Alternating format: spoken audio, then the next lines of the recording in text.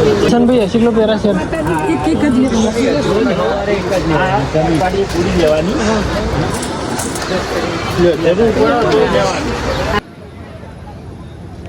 જેવા નીકળતા હતા ને ભાઈ એના ઘર થી બહાર નીકળ્યો અને જેવું કીધું ને કે લેર ભાઈ જીગા તાર આપવું એવો સીધો બાઇક ઉપર બેસી ગયો.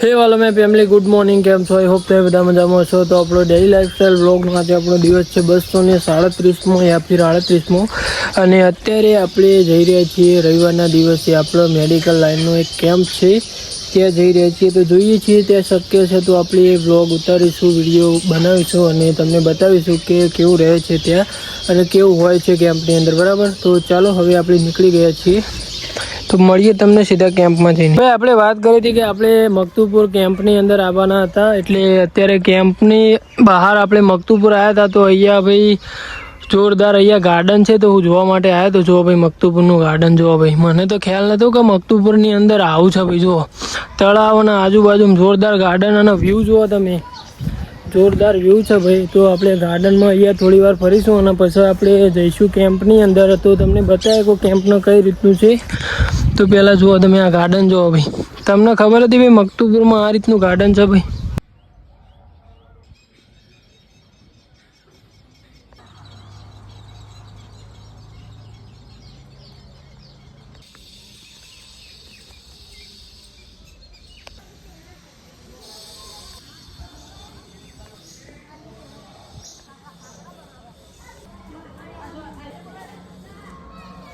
તો મિત્રો હાલ તમને જે મેં ગાર્ડન બતાવ્યું એ આપણા ઊંઝાની અંદર મકતુપુરમાં આવેલું ગાર્ડન છે. તો મિત્રો મેં તો ફર્સ્ટ ટાઈમ આ ગાર્ડન જોયું અને જોરદાર મજા આવી ગઈ ભાઈ. થોડી વાર તમે અહીંયા આવીને બેસો ને ભાઈ એકદમ આનંદ આવી જાય એવી જગ્યા છે ભાઈ. તો શું તમને ખ્યાલ હતો કે આપણા ઊંઝાની અંદર આવી જગ્યા છે?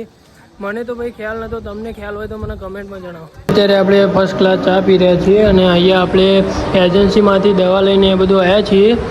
તો જોઈ લો ભાઈ, ડૉક્ટર ચેકઅપ ને એ બધું કરશે અને પછી અહીંયા અમે દવાઓ બધી રાખેલી છે, એટલે અંદર લખેલી જે દવાઓ છે અમે અહીંયાથી આપીશું. જુઓ ભાઈ હજુ કેમ્પ શરૂ નથી થયો, જોઈ લો.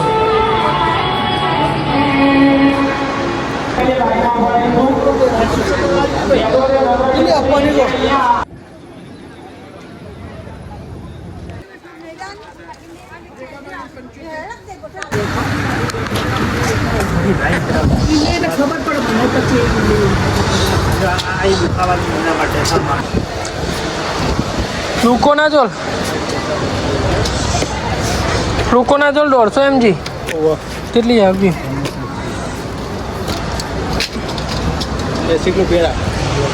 80 કિલો પેરા શેરા કા એકલી હાદી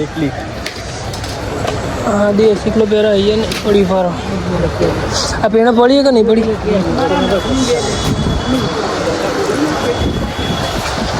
કિશનભાઈ 80 કિલો પેરા શેર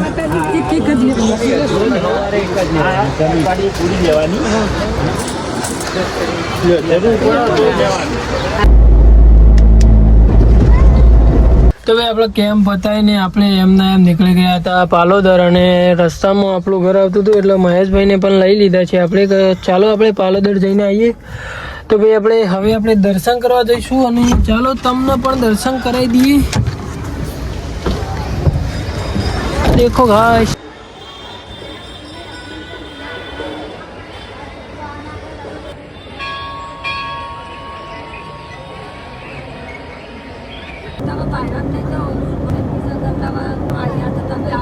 ભાઈ આપણે ઘરે આવીને ઊંઘવાની કોશિશ કરી પણ આપણને બિલકુલ ઊંઘ આવી ના. એટલા માટે પ્રકાશભાઈને ફોન કર્યો કે પ્રકાશભાઈ તમે આવો, આપણે થોડું કામકાજ હોય તે આપણે એ પતાવી દઈએ. ભાઈ આપણો કોમ હોય ને એટલે ભાઈ આપણને બિલકુલ ઊંઘ ના આવે પાછી. અને એમાં રવિવાર હોય એટલે ભાઈ હપવું જોઈએ ના આવે. ઊંઘવા માટે થોડા ભેગા થઈ આવીએ ભાઈ અમે. અને અમે અહીંયા રોડ ઉપર થઈને નીકળતા હતા. જો ભાઈ આ રોડ ઉપર થઈને અમે નીકળતા હતા પણ જેવા નીકળતા હતા ને ભાઈ એના ઘર થી બહાર નીકળ્યો અને જેવું કીધું ને કે લેર ભાઈ જીગા તાર આપવું એવો સીધો બાઇક ઉપર બેસી ગયો.